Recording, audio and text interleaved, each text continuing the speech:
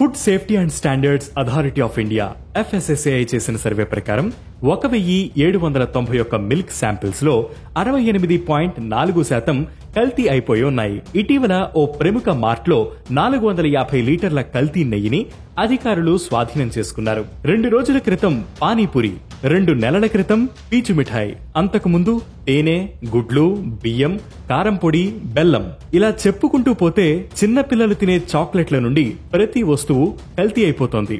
దీనివల్ల చాలా health problems వస్తున్నాయి. అయితే చిన్న చిన్న టెస్టులు చేసి ఈ కల్తీ వస్తువులను కనిపెట్టవచ్చు. అసలు ఆ టెస్ట్లేంటి, ఎలా జరపాలి తెలుసుకుందాం.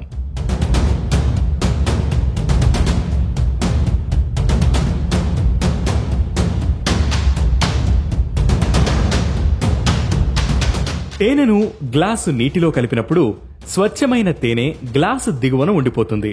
కల్తీ తేనె నీటిలో కలిసిపోతుంది.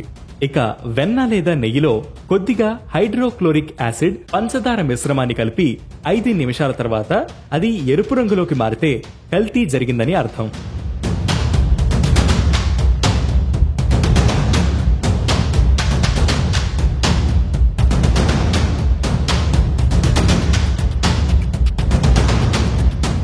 కల్తీ కందిపప్పులో హైడ్రోక్లోరిక్ యాసిడ్ కలిపితే అది ఎరుపు రంగులోకి మారుతుంది.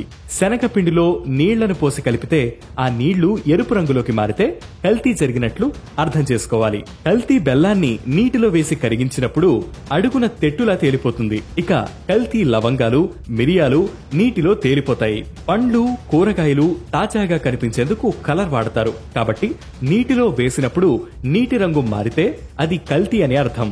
యాపిల్ పై గోరుతో తేలికగా గీస్తే దానిపై వ్యాక్స్ ఉందో లేదో తెలిసిపోతుంది. ప్రతి వస్తువుకు ఇలా ఏదో ఒక టెస్ట్ ఉంటుంది. ఎలాగో అన్ని పదార్థాలు కల్తీ అయిపోతున్నాయి కాబట్టి తినే ముందు వాటిని టెస్ట్ చేయడం మంచిది.